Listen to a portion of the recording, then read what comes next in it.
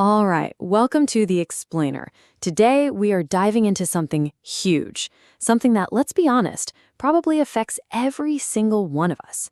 We're talking about managing stress, and crucially, how to stop burnout before it even starts. So let's just jump right in. Okay, so let's kick things off with this quote from a guy named David, who calls himself a skeptic. He says, honestly, stress is my daily companion. And wow, doesn't that just hit home for so many of us? It feels like stress is just this thing you have to live with, right? Like it's the price of admission for modern life. But does it have to be? And what happens when that daily companion turns on you? When it goes from being a little nudge to something, well, something really destructive? So here's our game plan for this explainer. We're going to break this all down into 4 parts. First up, what even is stress and burnout? Let's define the problem. Then we'll talk about building a proactive shield, how to stop it before it starts. After that, we'll get super practical with a daily blueprint for managing the everyday grind. And finally, we'll put it all together into a complete toolkit for building real holistic resilience. Think of it as going from understanding the what to mastering the how. All right, Section 1, the core problem. We're talking about defining stress and burnout. You can't fight an enemy you can't name. So let's get super clear on what we're actually up against. Okay, before we dive into the deep end with stress, let's set our sights on the goal. What are we even aiming for? Well, when experts talk about mental health, they're not just talking about not having problems. They're talking about something more, a state of emotional balance, having that ability to roll with the punches of daily life and actually feel a real sense of satisfaction. That right there, that's our North Star. So what happens when that balance gets thrown way off for a long, long time, especially from our jobs? Well, that's when we start talking about professional burnout. And listen, this is so much more than just being tired. It's a very specific kind of exhaustion, physical, emotional, and mental. And it's all caused by that constant, grinding, unmanaged stress from work. So how can you tell if you're heading down that burnout road? The warning signs are actually pretty clear. We're not talking about just being tired after a long week. No, this is chronic fatigue. It's that feeling of cynicism where you start to feel detached from your job. You notice you're not as sharp, not as effective as you used to be. You're having trouble sleeping.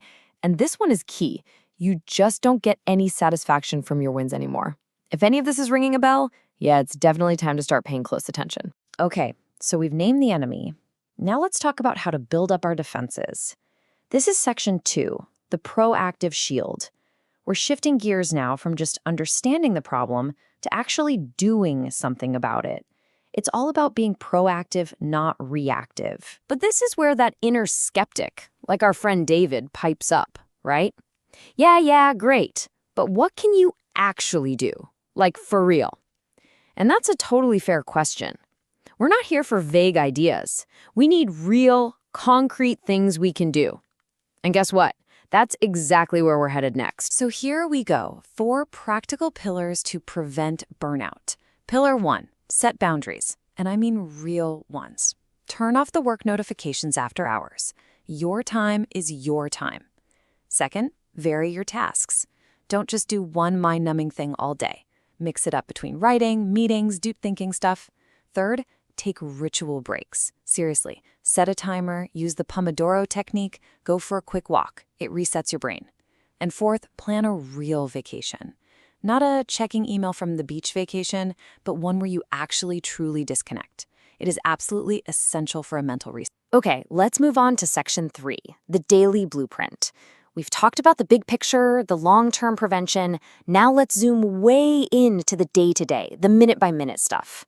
This is your practical guide to making today a calmer, more manageable day. Look, building a better day is all about small, intentional rituals.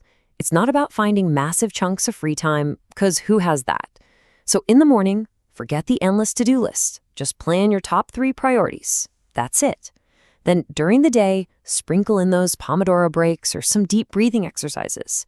And this is huge. In the evening, try a digital detox. Put the phone and laptop away at least an hour before bed. Let your brain actually wind down.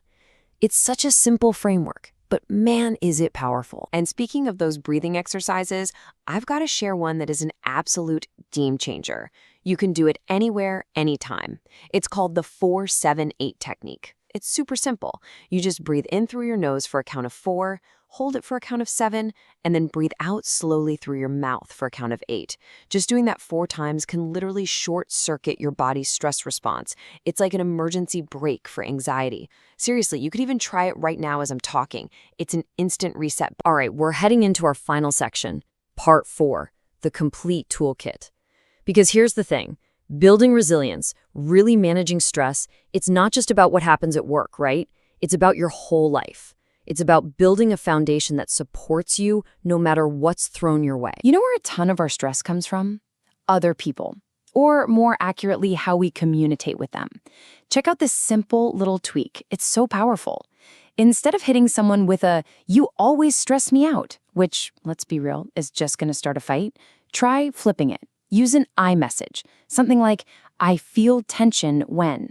See the difference? You're not blaming them. You're just explaining your own feeling. It completely changes the conversation from a fight to a discussion. And we can add a few more tools to this psychological toolkit. First up, there's reframing. That's where you consciously choose to see a tough situation as a challenge you can overcome, not a threat that's going to crush you. Then there's mindfulness, which is really just about being here, right now, in this moment. And don't sleep on the gratitude journal. It sounds cheesy, but writing down just 3 good things each day literally starts to retrain your brain to look for the positive. It's wild. Look, our minds aren't just floating around in space, right? They're connected to our bodies, to our whole lives. So this toolkit has to include the physical stuff, too. That means actually talking to your friends and family, your support system. It means eating food that actually fuels you, with things like omega-3s and B vitamins. Getting active. Even just a 20-minute walk every day can lower your stress hormones. And sleep. It's not a luxury. Aiming for 7 to 8 hours is the bedrock of resilience. And finally, just be aware of the easy stuff, like how that 3rd cup of coffee or extra glass of wine might be ramping up your anxiety. So when you put it all together, it really comes down to what the experts say here.